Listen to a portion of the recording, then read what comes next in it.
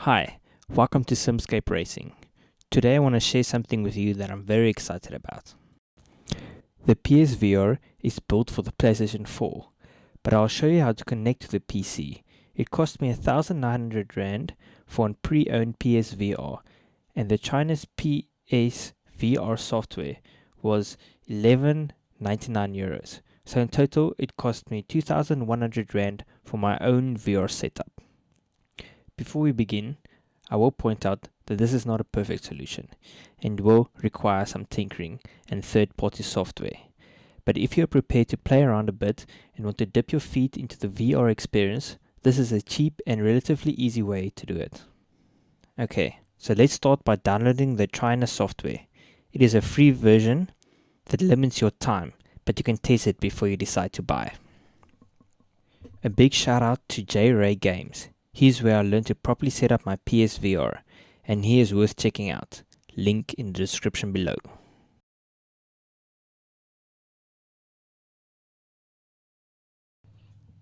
So let's install the Trinus PSVR software.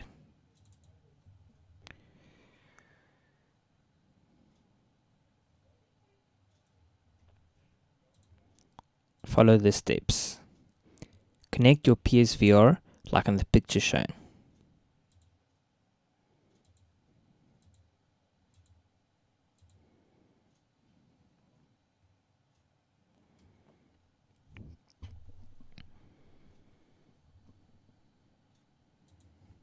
Install the drivers.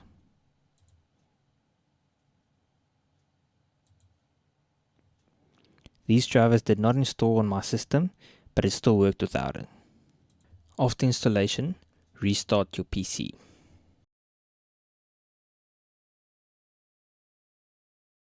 So before you begin setting up the software, you can set the headset's refresh rate. If you've got a GeForce graphics card, you can head to NVIDIA control panel. In the control panel, you can select the Sony headset. I've created a custom profile with 120 Hz refresh rate. I click apply. Yes. Now the headset will work at 120 Hz. Next, switch on your PSVR. The lights on the headset will come on. Open the Trinus PSVR software.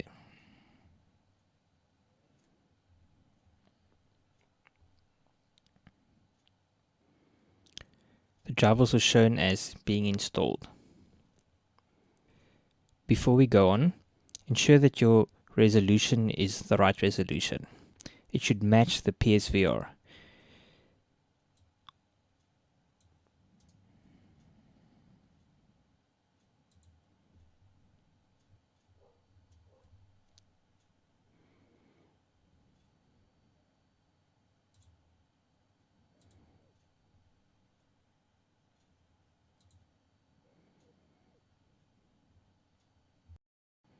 Make sure it is on extend these displays.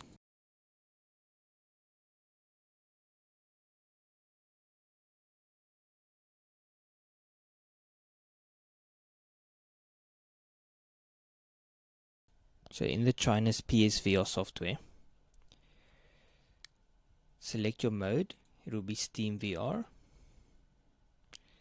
Your headset display will be the display that your PSVR headset will go to. Mine is display 1. Don't select force set display, otherwise your PSVR headset will be the main display and all your icons will disappear. And then select your refresh rate. I'll select 120 Hz. And before you begin, an important thing is to reset your view. Make this a key, assign a key that is easy to reach,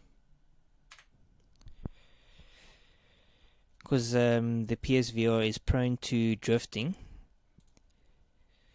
So when you're ready, just press start. So when you do experience drifting, recalibrate it. It might take you a few takes, but the more you calibrate it, the less drifting happens. So once it's done calibrating, the Steam VR will start up and you should see it in your headset.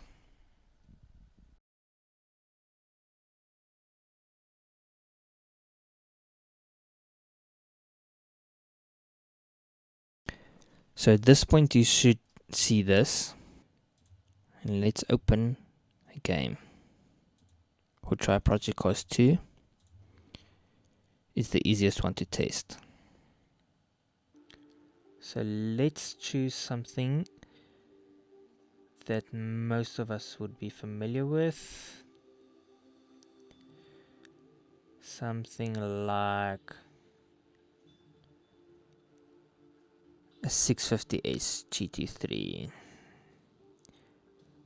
And then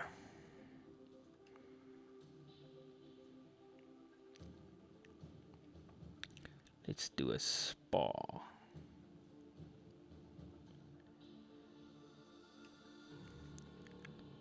So I'd like to just show you the performance. Currently I'm running 120 frames per second.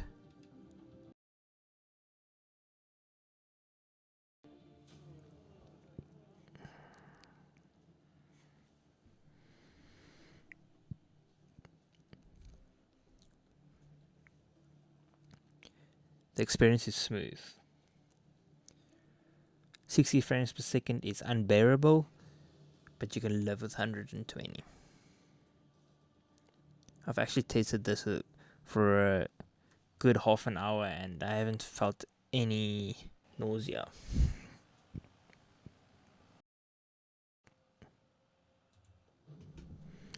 Okay.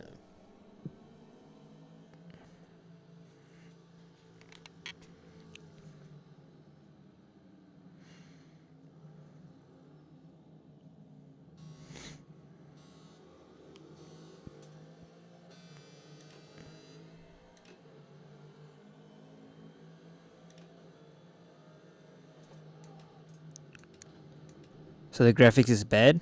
I haven't set anything up yet. But with a full grid, I'm running a stable 120 frames per second. And the experience is smooth. Granted, this is at the lowest graphics settings. So I'll need to do some tweaking. But yeah, it does work. My cheap VR setup.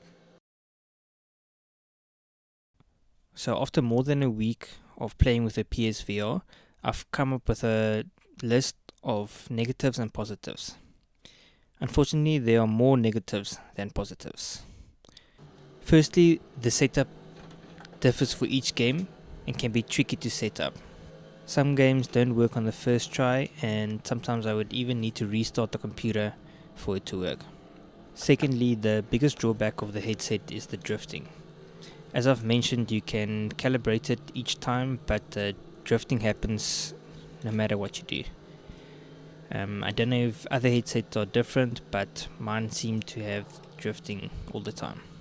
Because it uses gyros, it's not a perfect system, and it only works with cockpit games, mainly when you're seated. So it tracks your head when you look left, look right, look up, look down, but once you have to move your head left or right, or forward or backwards, it does not pick up that movement, and that can really destroy your experience.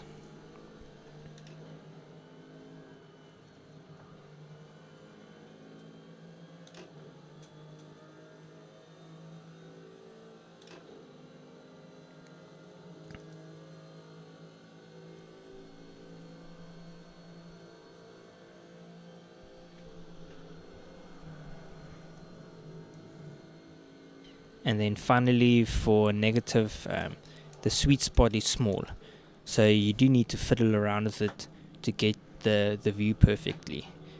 But that goes straight into one of the positives, and the placement is very easy, and is comfortable. It's also very light. The second positive is it's cheap, especially if you already have a PS4. And Sony recently announced that the PSVR will be compatible with PS5, so for long-term use it is definitely worth it. And finally, the last positive is the refresh rate, because you can run it at 120 Hz. It's very easy on the eyes. I absolutely did not feel any nausea, and I was able to use the headset for long periods of time without getting sick, and it was quite comfortable for the whole time. In future videos, I'll definitely make videos showing you how to set up for each individual game, and I'll show you how to get the best performance out of the headset. So thanks for watching Simscape Racing. Until next time.